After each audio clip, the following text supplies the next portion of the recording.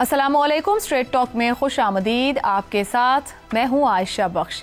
बानी पीटीआई फिर मुतनाज़े गुफ्तगू के लिए गलत बयानी का सहारा ले रहे हैं। इमरान खान के एक्स अकाउंट पर बयान में 9 मई को फिर लंदन प्लान का हिस्सा करार दिया गया, जिसका मकसद तहरीक इंसाफ को खत्म करना था। इमरान खान के मुताबिक उनको तयशुदा मंसूबे के तहत जेल में डाला गया, मैंडेट लूटा गया, चोरों को मुसल्लत किया गया, फस्तायत के पहाड़ तोड़े गए, झूठे केसेस बनाए गए। इमरान खान ने मजीद इल्जाम आयद करते हुए कहा कि बुशरा बीबी की गुज़िश्ता 14 माह की नाहक कैद और जेल में नारवा सलूक के पीछे इंतकामी रवैया ही कार फरमा है। जिस तरह बुशरा बीबी को इंतकाम का निशाना बनाया जा रहा है, इस तरह पाकिस्तान की तारीख में आमरीत के दौर में भी कभी नहीं हुआ। बयान में मजीद कहा गया कि बुशरा बीबी एक घरेलू खातून है जिनका सियासत से कोई ताल्लुक नहीं। इमरान खान से मंसूब ये बयान सामने आते ही ये बेबुनियाद इल्जामात उस वक्त फौरन बेनकाब हो गए जब उनकी अपनी ही पुरानी ट्वीट ने उनके झूठ का पोल खोल दिया। मई 2023 को इमरान खान ने अपनी एक ट्वीट में टेलीग्राफ का आर्टिकल शेयर करते हुए लिखा था कि इस आर्टिकल में जो दावा किया गया है वो गलत है। इमरान खान ने लिखा था कि सरासर झूठ है, ना तो उनको बुशरा बीबी की करप्शन के कोई सबूत दिखाए गए और ना ही उन्होंने किसी को इस्तीफा देने पर मजबूर किया। एक तरफ इमरान खान पाकिस्तान के मारूजी हालात को मुकम्मल तौर पर मुस्तरद करते हुए ऐसी बयानबाजी कर रहे हैं जो मुज़ाहिमती से ज्यादा जारहाना दिखाई दे रही है, तो दूसरी तरफ इमरान खान ने तहरीक इंसाफ को नई एहतजाजी तहरीक शुरू करने का हुक्म दे दिया है और फिर वाज़ेह किया है कि वो सिर्फ इस्टेब्लिशमेंट से बातचीत करेंगे, हुकूमत से नहीं। पार्टी मुल्क भर में मुजाहिरों की तैयारी कर रही है, लेकिन माजी के एहतजाज अवामी शिरकत के बगैर नाकाम रहे हैं। कामयाबी के लिए जरूरी था कि वोटर सोशल मीडिया से निकलकर अमली तौर पर मैदान में आते, चाहे उन्हें जेल या फिर मुश्किलात का सामना ही क्यों ना हो। जो रहनुमा रोपोश या बैरून मुल्क हैं, वो अपने ब्लॉग्स या बयानात के जरिए आग में मजीद तेल छिड़क रहे हैं। ये सारी सूरत हाल इस सवाल को जन्म दे रही है कि इमरान खान क्या ये सब कुछ जानते बूझते हुए अपनी मुश्किलात में मजीद इजाफा कर रहे हैं। इमरान खान 2011 खास तौर पर 2018 से जिस तरह की सियासत कर रहे हैं, इससे उनकी सियासत को ही नहीं बल्कि पाकिस्तान के जमहूरी फैब्रिक को भी शदीद नुकसान पहुंचा है। हाइब्रिड निजाम के दम पर हुक्मरानी करने और 2022 को निजाम के तहत ही इख्तिदार से महरूम होने के बाद इमरान खान ने जिस तरह की सियासत करने की कोशिश की, उसने पाकिस्तान में जमहूरियत, अदलिया, मीडिया की आज़ादी और पार्लियामेंट की खुदमुख्तारी को भरपूर नुकसान पहुंचाने की कोशिश की। ऐसे में बड़ा सवाल यही है कि इमरान खान अपने सियासी मकासद के लिए पूरे मुल्क की सियासत को नुकसान पहुंचाकर क्या फाश सियासी गलती तो नहीं कर रहे। इसी पर पैनल की राय आपके सामने रखेंगे। हमारे साथ हैं हसन निसार, शहजाद चौधरी, जैगम खान और रजा रूमी साहब। प्रोग्राम का सवाल आप सभी के लिए। 10 अप्रैल, 9 मई, 2 बार का 26 नवंबर और फिर 10 मई। बानी पीटीआई की सियासी अप्रोच। इमरान खान मारूस से टकराकर क्या अपना ही नहीं मुल्क की सियासत का भी नुकसान कर रहे हैं। हसन निसार साहब, ग्राउंड रियलिटी के मुताबिक पॉलिटिकल अप्रोच है इमरान खान की, या मैंने ऊपर कुछ तारीखें रखी हैं, ये वो मौके थे जब कोर्स करेक्शन हो सकती थी और अपॉर्चुनिटीज अवेल की जा सकती थी मगर नहीं की गई। क्या सबका नुकसान है इसमें? देखिए, मैं तो आपके सवाल जो मेरे सामने है उस तक महदूद रहूंगा जी। मेरे सर पे लगे हुए हैं इस वक्त 6 स्टिचेस मेरे सर पे लगे हुए हैं, इसलिए बात मुख्तसर करूंगा। सवाल जवाब बाकी वो लंबा ना करें। अच्छा, मुख्तसर जवाब ये है कि मुल्क की सियासत न कल थी, ना आज है, ना आइंदा होने का इम्कान है। हम जिसे जमहूरियत या सियासत समझते हैं, इस मुल्क के मासूम सादा लो अनपढ़ अवाम, वो गिने चुने चंद खानदानों और फॉर्चून हंटर्स का ड्रामा होता है और बस। जो नुकसान उस चीज को हो सकता है जो मौजूद हो, जो ना कभी थी, ना है, ना होगी, उसका क्या नुकसान होना है। बस मैंने जवाब दे दिया। दुरुस्त हो गया। शहजाद चौधरी साहब, जो भी है एक निज़ाम तो है। हसन साहब जिसको क्रिटिक कर रहे हैं कि ना सियासत है, वो जमहूरियत को भी कहते हैं, मगर इसी निज़ाम के अंदर ही सब पॉलिटिकल पार्टीज फ्लरिश भी हुई हैं, यहीं पर वो हुकूमत साजी की तरफ भी गई हैं, वजीर आजम भी बने, सब कुछ हुआ है। अब अगर राइट नाउ इस वक्त ग्राउंड रियलिटी की बात कर ली जाए, जो ऊपर मैंने पूरी बात की, एक हवाला दिया कि आप जो भी पॉलिटिकल अप्रोच ले रहे हैं वो ना सिर्फ उनकी पॉलिटिकल एफर्ट को नुकसान पहुंचा रही है बल्कि मुल्क की सियासत, जमहूरियत, मीडिया, अदलिया, हर चीज का नुकसान हो रहा है। आपके ख्याल में बाद 10 मई ऐवानों में मौजूद पीटीआई भी कहीं ना कहीं समझ गई कि बहुत कुछ बदल गया है। जेल में कैद इमरान खान हकायक तस्लीम नहीं कर पा रहे, تسلیم کر کے بھی اپنا نقصان کر رہے ہیں؟ آپ کی ریڈنگ کیا ہے؟ دیکھیے، ایک تو ان کا جسے آپ کہتی ہیں کہ اپنا نقصان کر رہے ہیں، وہ تو مجھے کسی حد تک سمجھ آتا ہے کہ وہ نقصان ہو سکتا ہے، احتمال ہے کہ ان کا اپنی سیاست کا نقصان ہو رہا ہو، لیکن حتمی بات نہیں ہے۔ حتمی بات تو یہی ہوتی ہے کہ آپ اپنی سوچ، اپنا نظریہ لے کے اس پہ کھڑے رہتے ہیں اور دیکھتے ہیں کہ کس حد تک آپ اس کی پذیرائی دیکھ سکتے ہیں یا کروا سکتے ہیں، چاہے وہ مقتدرہ کے اندر ہے یا وہ عوام کے اندر ہے۔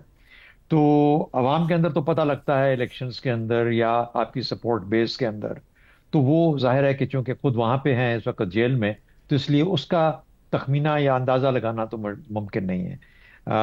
لیکن ایک غالب خیال یہ ہے کہ ہاں، شاید جس طرح سے مس چانسز ہوئے جہاں پہ کہیں وہ کچھ فائدہ لے سکتے تھے، کسی ڈھیل کو ڈیل بنا سکتے تھے، وہ انہوں نے نہیں کیا، اور اس وجہ سے شاید وہ وقتی طور پر اپنی سیاست کو نقصان پہنچا چکے ہوں یا نقصان ہو رہا ہو۔ دوسری بات، ان کی پارٹی میں چونکہ کوئی اتنی قابلیت بھی نظر نہیں آتی کہ ان کی غیر موجودگی میں کوئی لائے عمل طے ہو، نہیں کہ ان کو چھڑانے کا، سیاسی عمل کو آگے لے جانے کا، پارٹی کی سیاسی سوچ اور فکر کو آگے لے جانے کا، وہ نظر نہیں آتا۔ اور اس وجہ سے چونکہ لیڈرشپ نہیں ہے اور سیکنڈ ٹیئر لیڈرشپ ساری جیل میں ہے، جو 4 تھے، 2-4 لوگ نظر آتے ہیں، تو اس لیے وہ بھی ایک قسم کا نقصان ہو رہا ہے۔ البتہ اگر یہ پارٹی چاہتی یا یہ سیاسی سوچ ہوتی تو ان میں سے کسی کو ریکور کر کے اپنی سیاست کو کسی حد تک بچا سکتے تھے، لیکن کتنا نقصان ہوگا یہ الیکشنز جب ہمارے آئیں گے، جنرل الیکشنز، اگر ان کو موقع ملے گا اس میں پارٹیسپیٹ کرنے کا، تو پھر ہی ہم اندازہ کر پائیں گے۔ ایک آپ نے جو پوائنٹ اس کے مقابلے میں کھڑا کیا کہ ملکی سیاست کا نقصان ہو رہا ہے، میری خواہش تھی کہ شاید کوئی مجھ سے زیادہ پڑھا لکھا جاننے والا بندہ مجھے یہ بتا سکے کہ ملکی سیاست کا نقصان کس شکل میں ہو رہا ہے۔ یعنی ہم ایک تو آج کے پیرائے میں بات دیکھ سکتے ہیں نا کہ سرحدوں پہ خطرہ ہے، ایک جنگ سے ہم نکلے ہیں، ملک کے حالات ایک خاص تناظر میں دیکھے جا رہے ہیں، چاہے وہ معاشی ہیں چاہے سیکیورٹی ریلیٹڈ ہے۔ تو ایک تو سیاست کی شکل یہ ہے جو آج ایگزسٹ کرتی ہے۔ اگر ہم اس کو دیکھتے ہیں تو شاید اس نظام کے اندر، جس کے اندر رہتے ہوئے ہم یہاں تک پہنچے ہیں، شاید ابھی اس کی افادیت ہے، اس کو اسی طرح چلنا چاہیے، کیونکہ ہمارے یہ جو چیلنجز ہیں یہ ختم نہیں ہوئے، اور جب تک یہ چیلنجز ختم نہیں ہوتے ہمارا یہی نظام ظاہر ہے جو ہے اس وقت، اس کے بیچ تو گھوڑے چینج نہیں کیے جا سکتے، نہ ہی ہونے کا احتمال ہے، اس لیے یہی نظام چلنا چاہیے۔ ایک تو یہ آ گیا۔ جہاں تک لانگ ٹرم یا میڈیم ٹرم میں آپ بات کرتے ہیں ملکی سیاست کا نقصان، اس کو ڈیفائن کرنا بہت زیادہ ضروری ہے کہ اس کا مطلب کیا ہے، کس طریقے سے، یعنی اس کی مختلف تشریحیں کی جا سکتی ہیں، اور اس میں پھر آپ یہ کہہ سکتے ہیں کہ پتہ نہیں نقصان ہو رہا ہے یا فائدہ ہو رہا ہے، یہ بھی ہمیں اندازہ نہیں ہے۔ تو یہ جب تک کوئی ہمیں بتائے گا نہیں کہ اچھا یہ ہم ملکی سیاست کا مجموعی نقصان کس طریقے سے طے پا رہا ہے عمران خان کے، کیونکہ وہ تو جیل میں ہے، اس کا۔ شہزاد صاحب، اگر مجھے اجازت دیجیے میں اپنے سوال کو تھوڑا ریفریز کروں، میری بھی بیٹر انڈرسٹینڈنگ ہو جائے، اگر آپ اس کو ایڈریس کر دیں۔ جی شہزاد صاحب، میں اس لیے یہ بات کہہ رہی ہوں کہ اگر ہم 22 سے 25 تک اب تک کی پچھلے 3 سال میں بات کریں، جو پولیٹیکل اپروچ رہی پی ٹی آئی کی، اس باعث آپ نے بہت سے ایسے پارلیمنٹ کے ذریعے قانون سازیاں بھی دیکھی، عدالتی معاملات بھی دیکھے کہ جس کو دیکھ کر ایسا لگتا ہے کہ جمہوریت کی سپیس بھی کم ہوئی ہے جس حد تک تھی۔ اگر میں آزادی اظہار رائے کی بات کروں، اس کی سپیس بھی کم ہوئی ہے۔ پولیٹیکلی ہینڈلنگ جو پولیٹیکل فرنٹ پر پولیٹیکل فورسز کے پاس طاقت موجود تھی، وہ بھی کم ہوئی ہے۔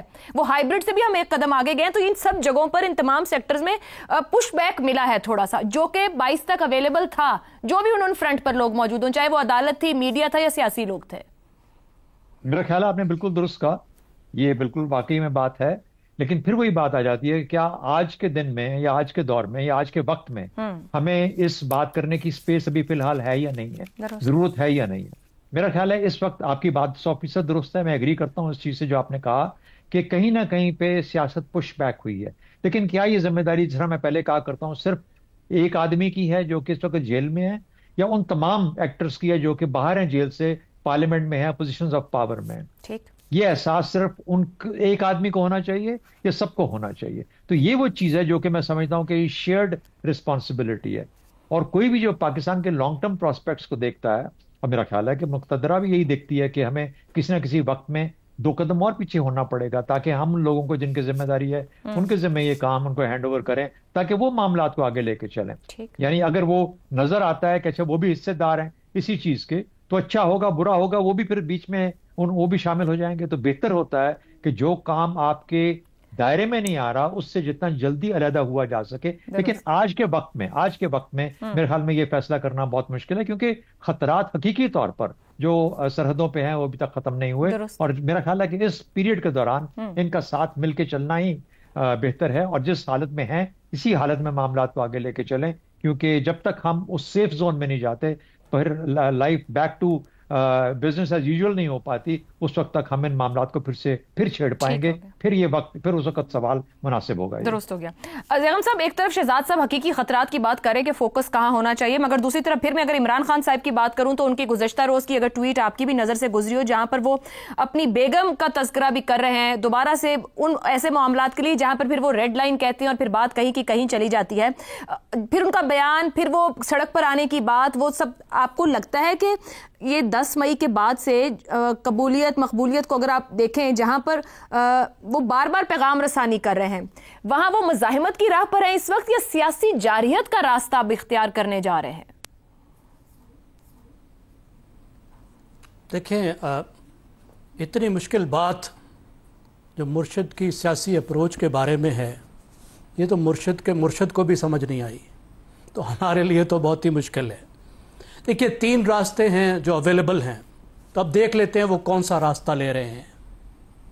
پہلا راستہ جو ان کو اویلیبل ہے وہ یہ ہے کہ جو یہ سسٹم بن چکا ہے، جس کے موجودین میں عمران خان بھی شامل ہے، یہ ہائیبرڈ سسٹم جو اب ہائیبرڈ پلس ہو چکا ہے، اس کو وہ جوائن کر لیں، اس سے مصالحت کر لیں. اور اس میں جو آفر ہے وہ یہ ہے کہ اس کے سیاسی حصے سے بھی مصالحت کرنی پڑے گی، اس کے صرف انسٹیٹیوشنل حصے سے مصالحت نہیں کرنی پڑے گی، اور پھر اپنی باری کا انتظار کریں. دس از واٹ از اویلیبل.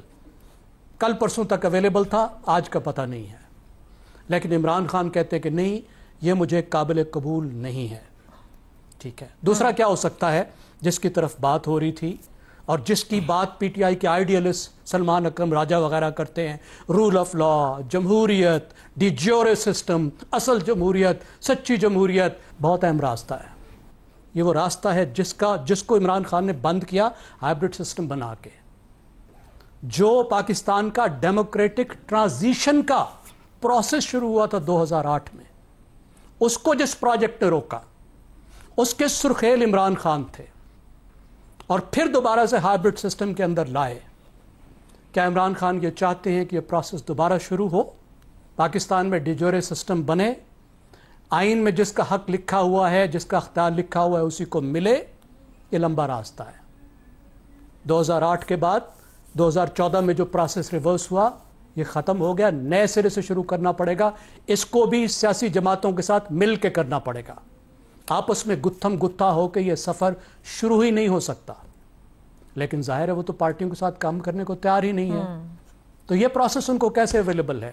اب ایک راستہ تیسرا بنتا ہے. تیسرا کیا بنتا ہے؟ وہ یہ ہے کہ یہ جو ہائیبرڈ سسٹم ہے موجود، اس میں اسٹیبلشمنٹ ان کو واحد سویلین پارٹنر کے طور پہ قبول کرے، سب کو نکال باہر کرے. سب چور ہیں، سب اچکے ہیں، سب ڈاکو ہیں، سیاسی پارٹیاں ہیں ہی نہیں، وہ سیاسی لیڈر ہے ہی نہیں، وہ نہی عن المنکر ہیں، عمران خان امر بالمعروف ہیں. ان کو لا کر واحد سویلین پارٹنر کے طور پر اس ہائیبرڈ سسٹم کو چلایا جائے. میرے خیال میں یہ وہ چیز ہے جو عمران خان کو جب سے نکالا گیا ہے اس کی وہ کوشش کر رہے ہیں. اس کے لیے انہوں نے مذاکرات بھی کی، باجوہ سے بھی بات کی، حملے بھی کیے، بیانیے بھی بنائے ہر طرح کے. اس کے لیے 9 مئی بھی کیا، 26 نومبر بھی کیا کہ دباؤ ڈال کے یہاں پر لایا جائے. میرا خیال ہے عمران خان یہاں سے باہر نہیں نکلے، وہ وہیں پر کھڑے ہیں ابھی بھی جہاں وہ دوبارہ لائے ہیں. جب انہیں آفز جو بھی اگر کی گئی ہیں یا جو کچھ اویلیبل تھا اس کی بجائے وہ دوبارہ سے دباؤ ڈال کے یہاں پہ لانا چاہتے ہیں. مجھے نہیں لگتا کہ یہ آپشن ان کو اویلیبل بھی ہے. تو سیاسی جماعت کو کیا کرنا چاہیے؟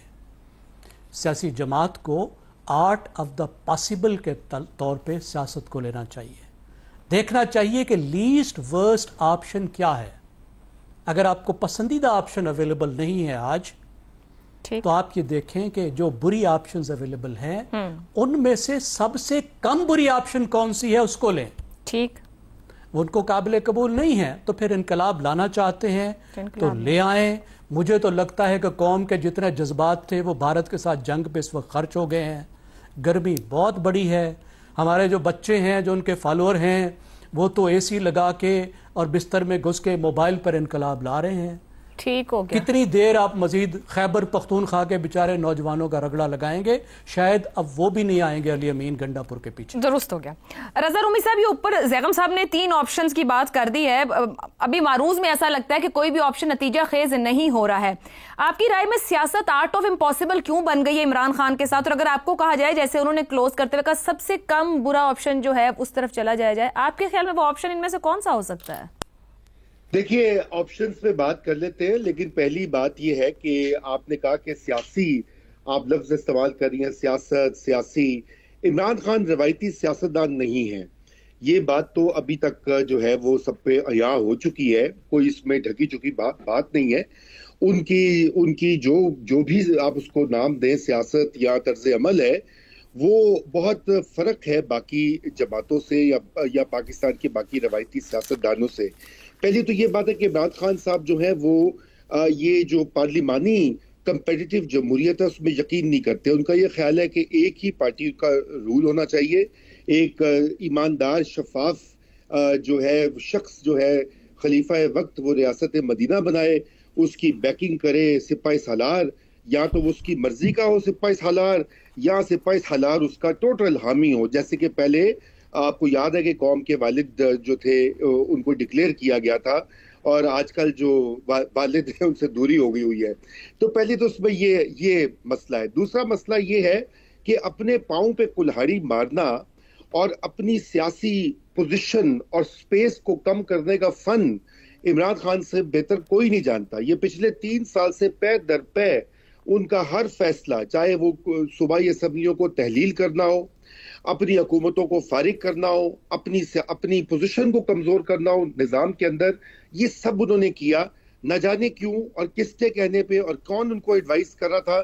یقیناً ان کو کوئی نہ کوئی مشیر بھی ہیں، کچھ سیاسی کچھ غیر سیاسی مشیر، اور انہوں نے عمران خان کا جسے بقول شخص سے بھٹا بٹھایا ہے۔ آپ نے جس ٹویٹ کا ذکر کیا، اب آپ مجھے یہ بتائیے کہ یہ اگر کل فرض کیجئے کہ انقلاب آ جاتا ہے اور یہ جو موجودہ گورنمنٹ ہے یہ ہٹ جاتی ہے، تو پھر بھی پاکستان کی فوج تو یہیں رہے گی نا، اور عمران خان اگر وزیر اعظم بن جائیں، تا حیات بھی بن جائیں، تو ان کو اس فوج کے ساتھ بھی کام کرنا ہوگا۔ تو کیا وہ کوئی اور فوج لائیں گے؟ انڈیا کی، بھوٹان کی، بنگلہ دیش کی، نیپال کی، یا کوئی اپنی طرز کی بنائیں گے؟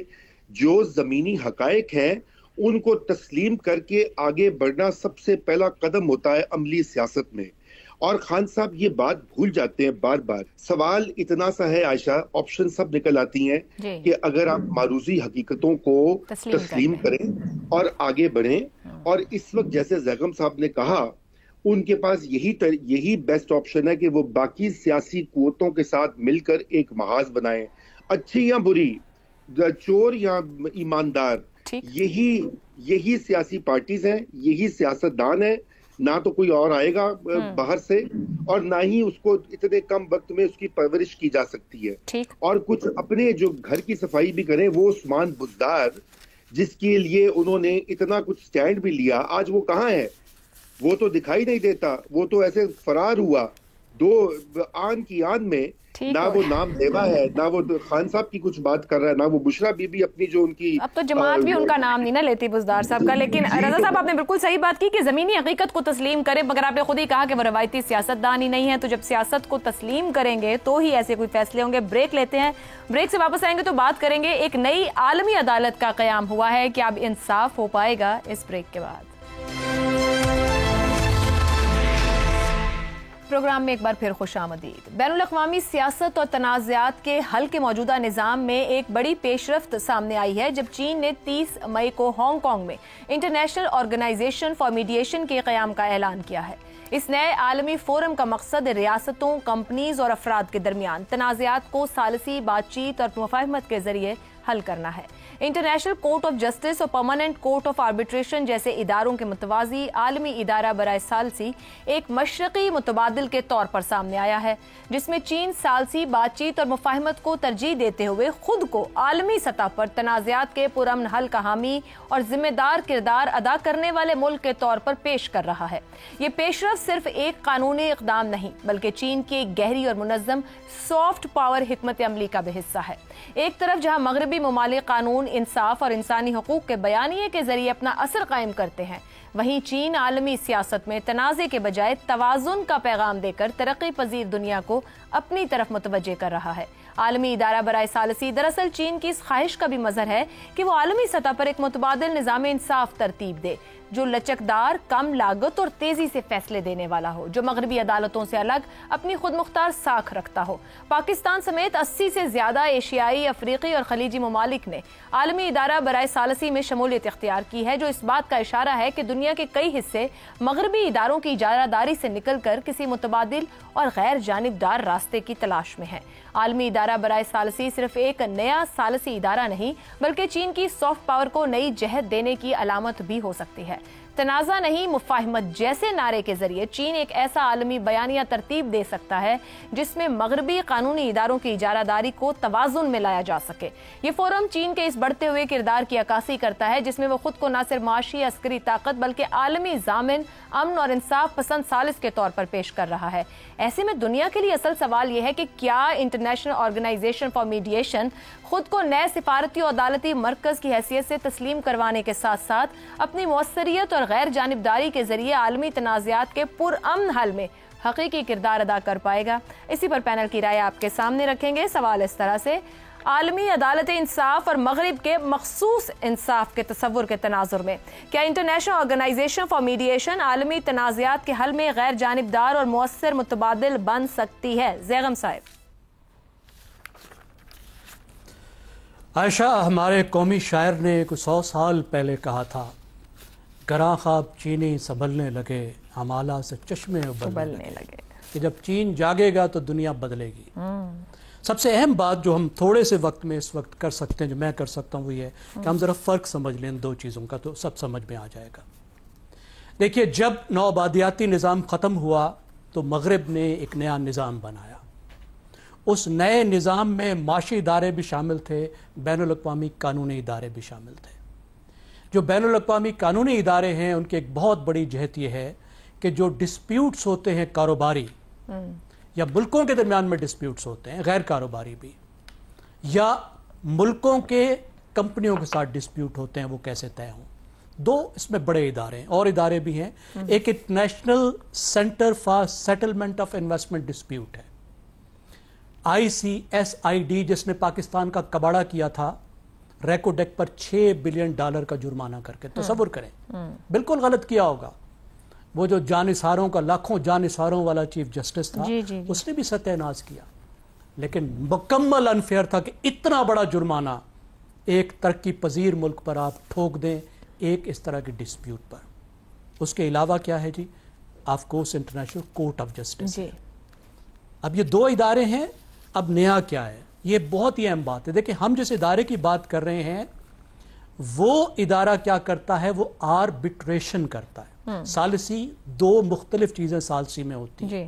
آربیٹریشن کیا کرتا ہے کہ وہ دونوں طرف کی باتیں سن کر ایک فیصلہ سناتا ہے، وہ فیصلہ بائنڈنگ ہوتا ہے، یہ ہوتی ہے آربیٹریشن۔ لیکن جو نیا ادارہ بنا ہے یہ ہے international organisation for mediation. Mediation کیا ہوتی ہے کہ جو تیسری پارٹی ہوگی، جو یہ ادارہ ہوگا، وہ جج کی طرح فیصلہ نہیں کرے گا، وہ دونوں پارٹیوں کے ساتھ گفتگو کر کے ایک مشترکہ پوائنٹ پر ان کو لائے گا، اور جس بات پہ وہ دونوں اگری کریں گے وہ فیصلہ بنے گا۔ درست۔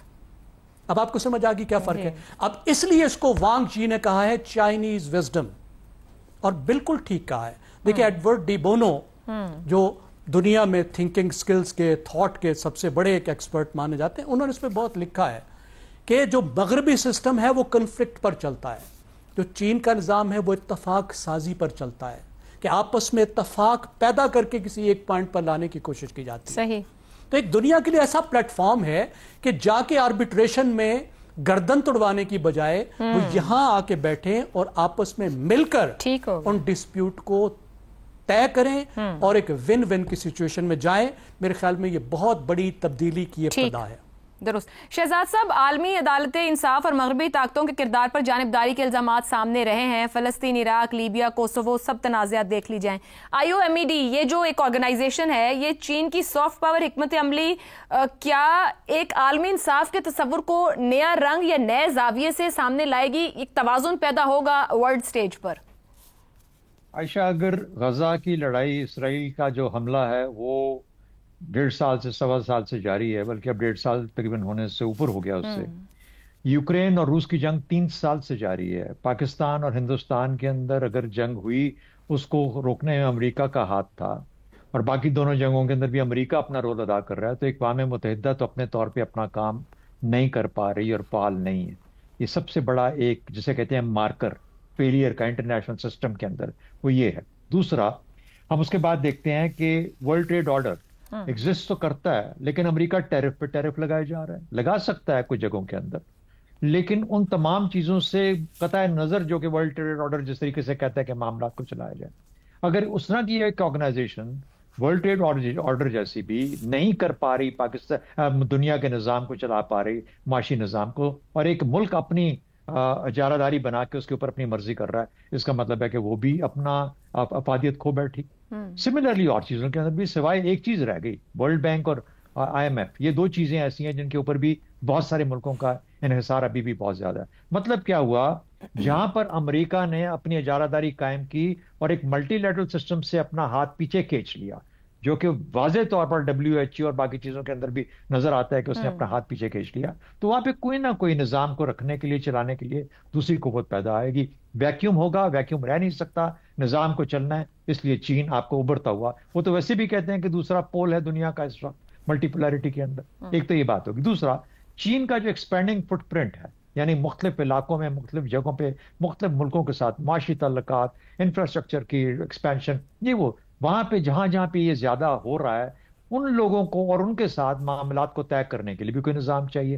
امریکہ یا جو انٹرنیشنل کورٹ آف جسٹس ہے، وہ تو شاید چین کی بالکل مدد بھی نہیں کرے گا. تو چین کو ایک آلٹرنیٹ نظام کریٹ کرنے کی ضرورت پیش آئی. بے شک کہ ابھی زیگم صاحب نے اس کے اندر ایک تفریق پیش کی، جس کے اندر کہ وہ ایک جسے کہتے ہیں کہ جو سوچ کا طریقہ ہے وہ مختلف ہے، یعنی وہاں پر معاملات کو سلجھایا جاتا ہے، یہاں پہ کنفرنٹیشن کو استعمال کیا جاتا ہے. تو میرا اپنا خیال یہ ہے کہ چین کو بھی ضرورت ہے اس چیز کی. تیسری بات، چین وہ جو ممبرز ہیں چائنا کے BRI کے، جو کہ اس وقت 33-34 ملک ہیں، صرف انہی کے معاملات یہاں پہ طے ہوں گے. کیا چین کبھی اس جگہ پہ پہنچ پائے گا جہاں پر برٹن ووڈز کے بعد امریکہ پہنچا تھا، جہاں پر اس نے دنیا کا ایک مکمل سیکیورٹی اور معاشی نظام تشکیل دیا تھا؟ یہ ایک کمی نظر آتی ہے چین کے اس وقت کی پوزیشن اور رول کے اندر. تھوڑے سے کنزرویٹو زیادہ ہیں، اپنے آپ کو سلو رکھا ہوا ہے. میرا خیال ہے کہ اگر امریکہ اور ٹرم اس پریزیڈنٹ کے بعد ایک اور ٹرم پیچھے اسی طریقے سے چلتی ہے 4 سال کی، جس میں امریکہ اپنے آپ کو بند کر لیتا ہے، تو پھر میرا خیال ہے کہ چین کا رول بہت زیادہ بڑھ جائے گا اور غالباً ایک پیرل نظام بنانا پڑ جائے گا. یاد رکھیں، کرپٹو کرنسی ڈالر کے مقابلے میں آہستہ آہستہ دنیا میں بڑھتی جا رہی ہے. یہ تمام چیزیں انڈیکیٹ کرتی ہیں کہ ایک پیرل نظام بننے کے آثار، متبادل نظام کی جگہ بن رہی ہے. بریک لیتے ہیں، بریک کے بعد حسن نثار اور رضا رومی کی رائے آپ کے سامنے رکھیں گے. پروگرام کے آخری حصے میں ایک بار پھر خوش آمدید. حسن نثار صاحب، چائنا کی جانب سے لایا گیا یہ انٹرنیشنل آرگنائزیشن فار میڈیشن، کیا ایک متبادل نظام، مؤثر متبادل نظام بن سکتا ہے؟ دیکھیں عائشہ، میں نے آپ کا بریف پڑھا، مجھے کچھ عجیب سا لگا، اس لیے کہ فی الحال ہم کمپنیز کو علیحدہ رکھتے ہیں. پوری انسانی تاریخ میں انصاف کا تصور تو ہر عہد میں رہا، موجود ہے، لیکن در حقیقت یہ ان دی الٹیمیٹ انالیسس طاقت اور طاقتور کے کیمرہ ٹرک سے زیادہ کچھ بھی نہیں ہوتا. قرآنک وزڈم کیا کہتی ہے؟ چائنیز وزڈم اپنی جگہ پہ، قرآنک وزڈم کیا کہتی ہے؟ بے شک تم غالب آؤ گے اگر تم مومن ہو. مسلمان نہیں کہا، مومن ہو. یعنی طاقت اور غلبہ ضروری ہے اگر آپ کو صحیح معنوں میں انصاف چاہیے. آپ کے پاس طاقت ضروری ہے، اور اگر چائنیز اس میں کامیاب ہوتے ہیں تو انسانی تاریخ تبدیل ہو جائے گی. میں اس سے ایگری نہیں کرتا. personally. रज़ा रूमी साहब, ये जो IOMED बनाया गया है ये दुनिया को एक नए मशरक़ी सिफारती निज़ाम की तरफ ले जा रहा है जो मगरिब के सियासी ढांचों के मुतवाज़ी खड़ा हो सकता है, या आप एग्री नहीं करते इस बात से? नहीं, बिल्कुल ये मुतवाज़ी निज़ाम ही है। जैसा भी थोड़ा पहले जिक्र भी हुआ कि अमेरिका की जो आलमी मंजरनामे से बतदरीज वो विड्रॉ कर रहा है, तो उससे यकीनन एक खला तो पैदा हो रहा है। और आप देखिए कि इस वक्त अक़वाम मुत्तहिदा जो है उनको तो कैश, अभी इकोनॉमिस्ट की ही रिपोर्ट थी कि उनके पास पैसे बहुत कम रह गए। उनको ये खतरात अब लाहक है कि बहुत सी एजेंसीज और बहुत से इदारे जो हैं उनके अंदर वो बंद हो जाएंगे, क्योंकि आपने देखा है कि WHO से भी अमेरिका निकल गया है और 3-4 बॉडी से अमेरिका विड्रॉ कर चुका है। तो उसका इम्पैक्ट हो रहा है। इसीलिए मेरे ख्याल से इस बदलते हुए हालात में चीन ने ये इनिशिएटिव लिया है और इसकी कई वजूहात है। देखिए, एक इंटरनेशनल कोर्ट ऑफ जस्टिस है, आलमी इंसाफ की अदालत, लेकिन उसके पास कोई तरीका नहीं है अपने फैसलों को इम्प्लीमेंट करवाने का। वो जाते सिक्योरिटी काउंसिल में ही है। दूसरा, एक हेग में है, परमानेंट आर्बिट्रेशन की एक अथॉरिटी है जो कि आर्बिट्रेशन कराती है। ये जो मसालेहत या मीडिएशन कहा जाता है, ये भी एक तरीका है अल्टरनेटिव डिस्प्यूट रेजोल्यूशन का, भी ये मरवजा तरीका है दुनिया भर में। और यहाँ पर जो इन्वेस्टमेंट के हवाले से ये अपना काम करेगा। अब याद रहे कि चाइना जो है वो उसका बहुत बड़ा सीपैक, जिस बड़े मंसूबे का हिस्सा है, उसका नाम है बेल्ट एंड रोड इनिशिएटिव, जो कि दुनिया में 60 से 70-80 मुल्कों जो है उसमें वो उसको इम्प्लीमेंट कर रहे हैं। वहाँ पे बेलातादाद कॉन्ट्रैक्ट्स हैं चाइनीज कंपनीज के, लोकल कंपनीज के और बैनुल अक़वामी जो है इन्वेस्टमेंट के जो अग्रीमेंट्स हैं। तो ये गालिबन इस मीडिएशन अथॉरिटी के तहत वो भी हल किए जाएंगे और हांगकांग इसका सेंटर बनाया जा रहा है। ठीक है, रज़ा रूमी साहब हमारे साथ मौजूद थे, बात कर रहे थे कि ये एक मुतबादिल और मौसर मुतबादिल बन सकता है आने वाले वक्त में, जो चाइना की तरफ से एफर्ट की गई है इंटरनेशनल ऑर्गेनाइजेशन फॉर मीडिएशन की। देखना यह है कि किस तरीके से मगरिब से सपोर्ट मिलती है कि मशरिक के फोरम पर ही ये उभर कर ऑर्गेनाइजेशन सामने आएगी। आज के प्रोग्राम से इतना ही, इजाज़त दीजिए, अल्लाह हाफ़िज़।